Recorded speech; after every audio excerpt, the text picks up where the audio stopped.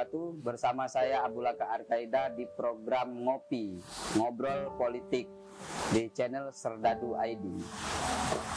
Minggu lalu kita membicarakan hal-hal yang mendasar terkait politik. Pada kali ini kita akan membahas lebih dalam apa sih sebenarnya tujuan berpolitik itu. Dan ketika seseorang sudah menjadi bagian dari anggota parlemen, apa sebenarnya yang harus dilakukan kepada masyarakat, terutama konstituen di mana mereka terpilih. Pada kesempatan ini, saya akan ditemani oleh Bang Sultan Harip Mutakin, anggota Komisi D DPRD Daerah Istimewa Yogyakarta. Assalamualaikum Bang Sultan. Waalaikumsalam. Wah, mantap. Sehat? Sehat. Alhamdulillah. Maaf nih kita mengganggu waktunya. Siap. Biasanya anggota dewan itu kan sibuk lah. Ini saja kayaknya sebentar lagi sudah ada agenda ya. Iya. Tapi untuk masyarakat kita harus siap. Oh, siap. Ya. Harus Ini siap, saya pikir memang bagian bagian menginformasikan juga kepada masyarakat. Ya. Karena nanti kita akan berbicara, ya tema besarnya pendidikan politik gitu kan. Ya. Tapi lebih detailnya nanti bagaimana perjalanan Bang Sukron gitu kan. Karena hari ini generasi muda itu selain mereka apolitis, itu ketika mereka ada keinginan juga, misalkan si A, saya pengen menjadi politisi gitu. Tapi itu kan berhadapan pada satu realitas bahwa orang mau menjadi anggota dewan tuh syaratnya misalkan harus punya uang sekian gitu kan. Misalkan tingkat kabupaten sekian, tingkat provinsi sekian, tingkat RI sekian gitu kan. Apakah harus demikian gitu kan? Saya pikir tidak juga gitu, karena saya melihat juga perjalanan Bang Sukron meskipun pendatang baru kan, ya alhamdulillah beranjak sedikit demi sedikit dan hari ini terbukti gitu kan. Artinya tidak semata harus punya uang sekian tas gitu kan. Sekian tempat gitu kan. Betul. Nah, sebelum nanti kita berbicara apa sih tujuan kita berpolitik itu, Bang Sukron bisa cerita sedikit lah gitu kan. Artinya sebelum masuk gelanggang politik, apa sih yang mesti dipersiapkan? Nah ini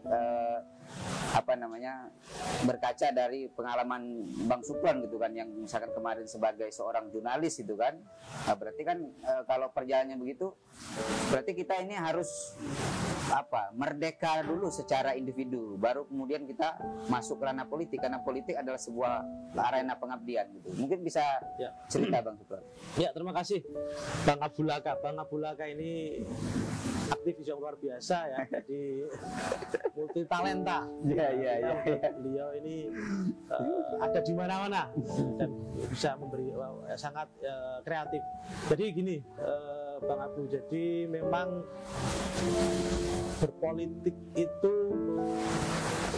hari ini banyak orang yang memiliki pemahaman bahwa politik itu kotor, politik itu kejam, politik itu menghalalkan segala cara, politik itu tidak mengenal kawan dan lawan, yang ada adalah kepentingan yang abadi. Sebenarnya inilah, kalau kita berbicara tentang politik yang sebenarnya, politik itu adalah sesuatu yang bermanfaat. Hari ini saya sudah membuktikan itu, bahwa politik itu sesuatu yang mulia. Artinya apa? Dengan berpolitik dan kemudian endingnya adalah kita bisa menjadi seorang wakil rakyat, dan bagaimana kita bisa memanfaatkan jabatan kita, amanah itu sebaik-baiknya, maka kemudian kita bisa memberikan manfaat kepada orang lain. Itu satu, itu catatan yang ingin saya sampaikan pada salah satu catatan yang ingin saya sampaikan di sini. Nah, memang tidak bisa ini kemudian bisa dilakukan dengan serta-merta, bahwa dalam politik itu memang banyak sekali kepentingan. Iya. Karena memang politik itu adalah alat untuk meraih sebuah kepentingan. Apalagi ada sebuah saya lupa siapa itu, salah satu teori politik, bahwa politik itu adalah apa yang kamu dapat hari ini, itulah yang akan kamu dapat. Tapi itu sebenarnya salah satu aja. Teori politik banyak sekali. Saya juga sedikit mempelajarinya. Nah, ketika memang saya dulu cerita sedikit saja terkait dengan bagaimana saya memutuskan untuk masuk ke dunia politik. Memang keputusan itu memang dulu agak pertimbangannya sangat-sangat luar biasa. Sangat luar biasa. Iya. Dulu saya bekerja sebagai jurnalis di salah satu media di Jogja. Itu udah lama, saya mulai dari 2003 menjadi jurnalis, kemudian sudah mencapai level ya cukup lumayan lah di perusahaan kami, dan pada waktu itu ya cukup lah dari sisi materi, saya kira sudah cukup untuk hidup berdua dengan istri, dan untuk keluarga bisa nabung lah, intinya kan gitu. Artinya tanpa masuk politik sebenarnya saya sudah cukup lah, sudah menikmati hidup lah ya sama keluarga. Kebutuhan secara kebutuhan sehari-hari saya juga cukup, dan yang penting kan bisa nabung. Itu kalau sudah bisa nabung itu sudah orang ya memiliki materi yang sudah cukup yang ada lebih lah gitu kan. Nah, kemudian perjalanannya memang saya juga selain di jurnalis memang saya aktivis sosial. Saya aktif di banyak tempat. Di gerakan di organisasi sosial saya ikut, baik organisasi kepemudaan, saya ikut beberapa organisasi seperti ya ada GP Ansor, kemudian saya di PMI saya juga aktif, kemudian saya aktif juga di KNPI ya, Komite Nasional Pemuda Indonesia. Kemudian di organisasi lain saya juga ikut, misalnya saya di olahraga, saya juga aktif di beberapa organisasi olahraga seperti sepak bola, kemudian saya juga aktif di sepak takraw, luar biasa. Ada juga saya aktif di organisasi profesi, saya juga aktif, saya menjadi bendahara PWI, Persatuan Wartawan Indonesia Daerah Istimewa Yogyakarta. Itu dari sisi profesi saya. Kalau yang dari sisi lain, saya juga aktif di beberapa komunitas. Kebetulan saya juga aktif di komunitas mobil misalnya. Saya ikut itu. Kemudian saya juga aktif di komunitas marketing yang ada di Jogja. Nah, ini kan, memang dari modal banyak teman, banyak relasi, itu memang salah satu akhirnya menjadi modal ya, betul, untuk bekal masuk dalam arena politik gitu. Jadi kemarin itu kita memetakan ketika saya memutuskan untuk masuk ke dunia politik. Dulu awalnya memang saya nggak pengen jago. Saya dulu tahun 2017 hanya ditawarin oleh salah satu partai saya yang saya hari ini aktif itu untuk menjadi aktif di salah satu fungsionaris partai. Pada waktu memang banyak tawaran dari partai lain. Hanya memang kemudian saya belum diambil. Nah, banyak yang nawarin dan macam-macam. Itu kenapa belum diambil? Belum siap secara mental, apa secara keuangan, atau bukan? Sibuk masih memang di dulu kerjaan? masih seneng di organisasi sosial. Karena di organisasi sosial itu lebih banyak pada pengabdian. Kemudian kita banyak lebih tidak. Kalau di organisasi politik biasanya sudah banyak, dulu pemahaman saya juga masih sama, sesuatu harus ada banyak kepentingan di situ. Terus waktu sekarang ketika masuk dianggap mungkin sudah siap gitu ya, sudah punya modal secara finansial dan juga modal sosial dirasa sudah cukup gitu ya. Pada waktu itu ketika saya aktif itu prinsip saya gini, saya ingin membuat karena politik itu tadi yang saya sampaikan tadi, Ya. dengan banyak pandangan-pandangan itu, saya pengen bagaimana politik itu tidak seperti itu. Nah, itulah awal saya pengen masuk ke politik. Ya. Jadi begitu sahabat milenial, tadi bisa kita garis bawahi bahwa Bang Sukron ini ketika masuk dalam arena gelanggang politik itu memang sudah selesai secara finansial, artinya sudah ada tabungan lah gitu kan. Yang kedua adalah modal sosial. Dirasa Bang Sukron ini sudah mateng dalam modal sosial, karena hampir seluruh ranah sosial kayaknya beliau tekuni di kan, cabang olahraga gitu kan, terus aktivis kepemudaan, organ ekstra gitu kan, keagamaan, terus dalam dunia jurnalistik gitu kan. Jadi ya kira-kira begitulah, kalau mau aktif di politik ya pastikan dulu bahwa secara finansial kita sudah ada tabungan yang memang siap, karena memang politik itu kan arena pengabdian ya Bang ya, bukan untuk cari duit sebenarnya kan. Tapi sebelum lanjut, karena ini programnya ngobrol politik, kita ngopi dulu. Oke, hidup kopi dulu. Oke. Tos dulu. Biar nggak tegang gitu ya. Ya. Ya, dengan satu hidupan kopi ini akan menambah banyak ide gitu, terutama dari narasumber itu. Ya, Siap. selanjutnya adalah apa sih sebenarnya tujuan masuk politik? Tadi kan singkat Bang Sukron singgung bahwa ada tujuan mulia. Bisa diperjelas nggak kira-kira apa sih sebenarnya? Apa karena ketika masuk arena politik maka berbuat mulianya ruangnya lebih besar atau bagaimana? Ya. Jadi ketika ditawarin untuk masuk ke politik, saya sampaikan ke orang yang menawari saya. Saya 5 tahun, saya bersedia masuk dengan catatan bahwa saya bisa memberikan perubahan di situ. Ya. Bahwa 5 tahun saya ikut dalam kepengurusan ini, 5 tahun ini saya akan melakukan perubahan. Kalau nanti saya tidak mampu melakukan perubahan, saya akan kembali ke dunia yang lama, yaitu dunia organisasi sosial. Pengabdiannya di situ. Dan saya janjinya awal memang seperti itu. Makanya kemudian ketika masuk, saya mencoba untuk melakukan perubahan di internal partai yang saya ikutin. Di situ saya melakukan banyak diskusi dengan politisi yang sudah lama masuk di situ, kemudian dengan yang politisi baru yang baru masuk, kemudian ilmu tentang pemerintahan dan yang lain-lain. Akhirnya disitulah kemudian muncul semacam semangat yang bareng-bareng dengan dengan yang lain. Akhirnya malah kemudian di situ saya diminta untuk maju karena memiliki gagasan-gagasan itu sekalian dari partai itu, kemudian saya diminta untuk maju menjadi calon legislatif.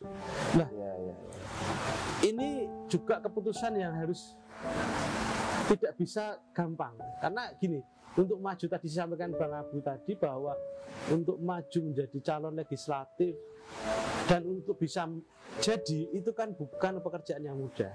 Nah, disitulah kemudian harus kita pinter-pinter mengkalkulasi, melakukan pemetaan, melakukan perhitungan yang matang. Nah, ketika di situ kemudian kita dikalkulasi, saya kemudian memang awalnya cuma nekat, udah penting jalan gitu kan, sosialisasi di banyak tempat gitu kan, dan saya lakukan itu. Mulai 8 bulan saya melakukan sosialisasi itu. Intinya pada waktu itu karena saya sudah diberikan amanah dan diberikan mandat untuk maju menjadi calon. Nah, sebelum keputusan untuk maju itu kan itu juga panjang, karena saya harus izin dengan keluarga, penting. Izin dengan keluarga itu penting, karena apa? Keluarga itu ketika kita sudah mendapatkan izin dari keluarga akan mendukung. Dan ketika pada waktu saya izin, terakhir itu istri saya yang saya izinin, dan dia awalnya memang nggak setuju saya masuk untuk dunia politik, karena tadi masih paradigmanya masih sama, tapi dengan diskusi terus akhirnya dengan pertimbangan yang akhirnya sudah dicoba. Dan saya ngomong di politik itu jangan coba-coba, harus ya bener nek wedi aja wani-wani, Iya. wani aja wedi-wedi, itu memang betul. Artinya kesimpulannya tadi kan nekat tadi kan. Nekat. Tapi sebelum nekat tadi kan sudah ada niat dari awal tuh. Iya. Artinya harus ditegaskan bahwa kita masuk politik itu biar berbuat lebih banyak. Kadang kan ini Bang, orang masuk politik itu kan hanya semata soal urusan calon mencalonkan gitu kan. Dan pada akhirnya kan apa namanya? Ya hanya sebatas kekuasaan yang tidak bisa dikelola untuk kepentingan masyarakat gitu. Iya. Artinya sebelum nekat tadi kan Bang Sukron sudah ada niat dari awal tuh. Iya. Artinya untuk generasi muda kalau mau masuk politik tuh diniatkan dari awal, memang ini bagian dari pengabdian kan sebelum nekat tadi kan. Ya. Ya, ya. Kemudian dalam politik, ketika saya terjun ini memang banyak manfaat. Setelah masuk saya sampaikan, memang benar. Ketika kita memang niatnya dari awal itu pengabdian, mengabdi itu akhirnya kita lepas. Ketika saya itu sosialisasi, niat saya itu apa? Niat hanya cari sedulur, cari teman, cari saudara. Artinya kalaupun kalah nggak sedih gitu kan. Yang terjadi kan banyak yang masuk rumah sakit nih. Iya. Nah, karena jadinya ketika saya ketemu dengan masyarakat, jenengan itu sedulur kula. Sampean itu saudara saya. Makanya saya kesini cari sedulur, cari sedulur, cari saudara lahir batin. Jadi saya nggak nyari suara. Nek sampean bapak-bapak, ibu-ibu itu seneng dengan saya, cocok dengan saya, pilihlah saya. Ini menarik sekali sahabat milenial. Ini ada suatu keunikan ini dalam perjalanan Bang Sukron menuju sebagai anggota DPRD DIY itu kan. Artinya dalam proses kampanye itu niatnya justru mencari keluarga, perseduluran itu kan. Bukan untuk meraih kursi. Ya meskipun ada, tapi itu kan sebagai bonus dari dinamika, dari proses itu. Jadi besok kalau mau jadi politisi, ya diniatkan dari awal seperti itu. Biar tidak stres lah itu. Banyakan orang ini kan bahkan yang sudah jadi pun ada yang stres gitu kan. Dan ya, lanjut. Kunci ketika saya dengan keluarga, ketika sudah memutuskan maju jago, saya sampaikan ke keluarga itu satu, kita harus siap kalah, itu penting. Kalau siap menang semuanya sudah biasa dengan siap menang, tapi ketika siap kalah itu dari awal sudah menata diri. Karena kalau sudah adanya dalam apa ini hanya dua, menang dan kalah. Kalau siap menang ya orang semua siap menang semua. Hampir orang nomor buntut tidak punya modal siap menang semua. Tapi ketika siap kalah itu yang harus kita siapkan. Dan itu saya tekankan dari ketika kita itu lepas kok, saya, istri saya, keluarga saya itu semuanya ya sudah. Kalau memang ikhtiar yang sudah dilakukan itu sudah maksimal, sudah sosialisasi, sudah membuat alat peraga, sudah berkampanye, sudah menyampaikan visi misi, dan terakhir hanya sebenarnya Tuhan yang menentukan. Bahwa saya jadi hari ini itu terakhir itu adalah bahwa saya, catatan saya di sana itu adalah saya Sukron 2019 sampai 2024 itu ada menjadi anggota dewan. Itu catatan yang ada di Lauhul Mahfuz itu sudah seperti itu, ya sudah, itu terakhir. Dan itu seminggu sebelum itu sudah kita serahkan semuanya kepada yang di atas, bahwa jadinya saya itu bukan karena saya, tapi karena Tuhan. Ini kadang-kadang yang tidak disiapkan oleh banyak cara. Itu terakhir. Jadi kalau sudah pasrah, kalau sudah pasrah kayak gitu, ya karena kita orang Muslim ya, jadi sudah usaha ikhtiar, kemudian sudah berusaha, dan terakhir adalah ikhtiar. Dan itu yang membuat saya selama seminggu sebelum itu tidak ada panik atau kalau memang sudah kita pasangkan di atas. Itu kunci.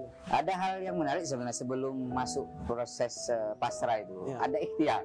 Nah, bicara ikhtiar, ini kan ada modal sosial, ada kapital, ada modal uang gitu kan. Nah, berbicara modal sosial, saya pikir semua orang bisa melakukan. Artinya tanpa uang mungkin dia sudah aktif organisasi, dia bermasyarakat, seperti Bang Sukron tadi kan aktif berbagai organisasi. Nah, cuma kebanyakan generasi muda ini mereka enggan dalam masuk arena politik kan karena persoalan kapital tadi kan, terbatas itu kan. Karena tren sekarang tuh kan ada tarifnya katanya. Nah, ngomong-ngomong soal tarif ini, Ya. kira-kira desas-desus politik uang itu gimana sih sebenarnya yang terjadi di lapangan? Katakanlah begini, kalau misalnya kita ngumpulin orang itu wajar, misalnya kita beli minuman apa gitu, apa kategori politik uang tuh gimana sih cara membedakan? Maksudku biar generasi muda ini tidak alergi masuk politik gitu. Bisa jelaskan kira-kira Ya. faktanya Bang? Jadi memang selain modal sosial, modal yang kedua adalah memang juga harus persiapan secara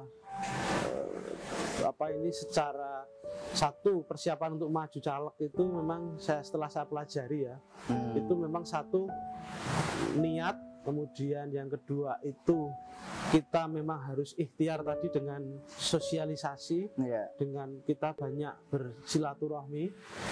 Kemudian yang ketiga adalah ya memang harus ada pendukung. Pendukungnya adalah bahwa kalau orang Jawa itu jerbasuki mau bio itu pasti. Artinya gini, ketika kita mengumpulkan masyarakat, ya memang hari ini ketika orang dikumpulkan itu ya Indonesia di sini aja kita harus minum gitu kan. Ketika kita mengumpulkan masyarakat ya ada minuman, ada snack, itu ya biasa. Dan itu memang ya wajar. Menurutku itu bukan kemudian money politik kalau saya. Kalau menurut saya bahwa snack, minuman itu bagian dari ongkos politik. Betul. Ongkos dengan money politik beda. Ongkos politik itu ya ongkos ketika kita misalnya mau sekolah. Kalau sekolah itu ada uang sakunya untuk naik bisnya, ada mau jajannya, itu biasa. Kita mau ke mana ya ada ongkos. Ya, nah itu biasa. Menurut saya itu ya sesuatu yang wajar. Hanya memang sesuatu di dalam perjalanannya itu ketika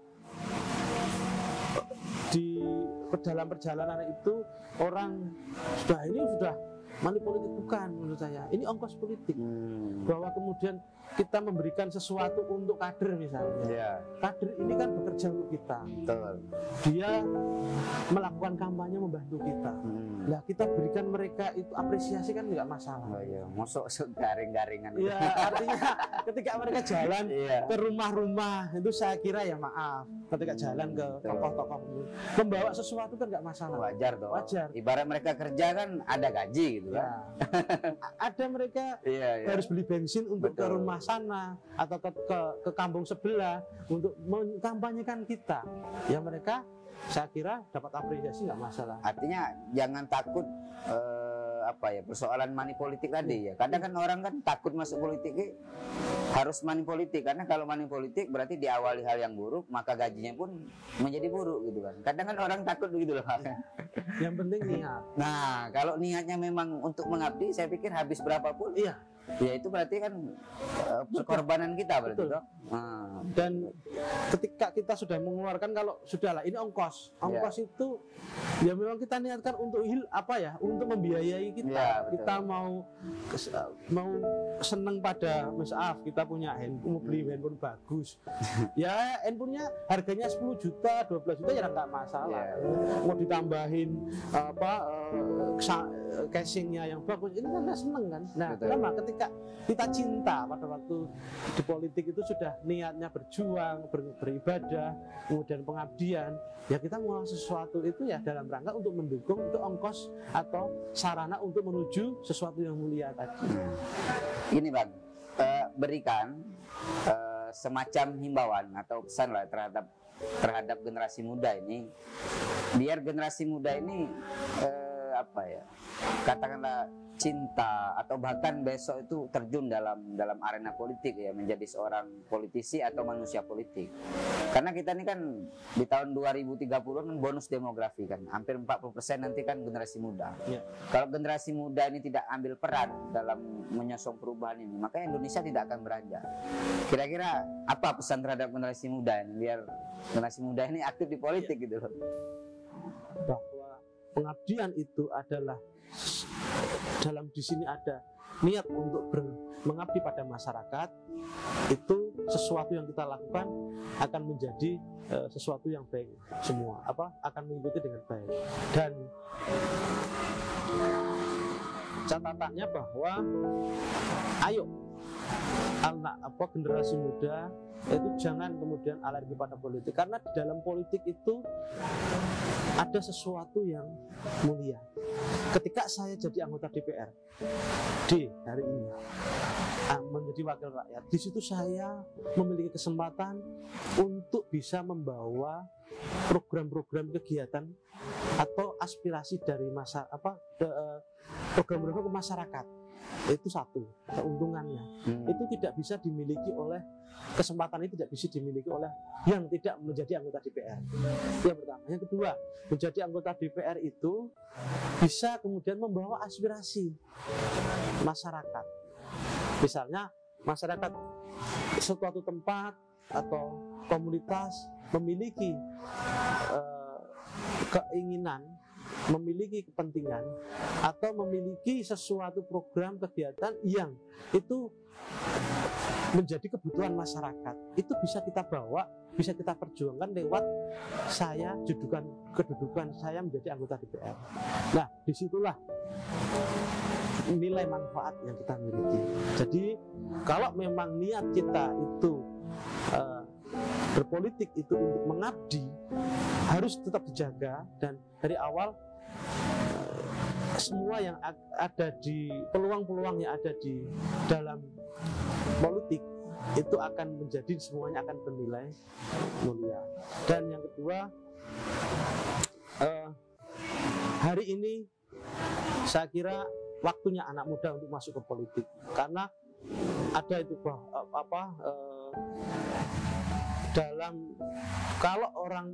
di dalam politik yang mengisi itu orang-orang yang tidak memiliki idealisme politik yang baik, atau banyak politikus busuk dalam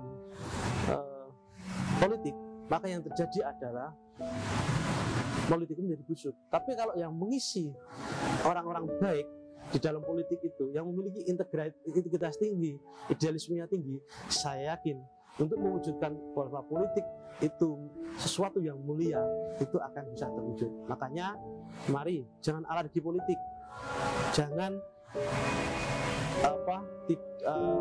muak dengan politik, karena politik juga bisa mulia. Dan hari ini tadi disampaikan Bang Abu, 2030 waktunya anak muda yang memimpin, waktunya anak muda itu masuk ke politik untuk merubah Indonesia.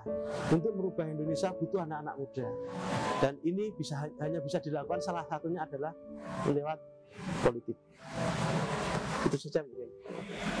Terima kasih Bang Sukron, perbincangan singkat kita ini mudah-mudahan ada manfaatnya. Saya tidak akan menyimpulkan, karena pastikan Anda tonton sampai akhir biar Anda bisa menyimpulkan. Jika ada manfaat, silakan Anda sebar pada orang-orang terdekat. Jika ada kekurangan, kita akan bertemu di episode selanjutnya. Saya Abu Laka Arkaida, wallahu muwaffiq ila aqwamit thoriq. Wassalamualaikum warahmatullahi wabarakatuh. Siap.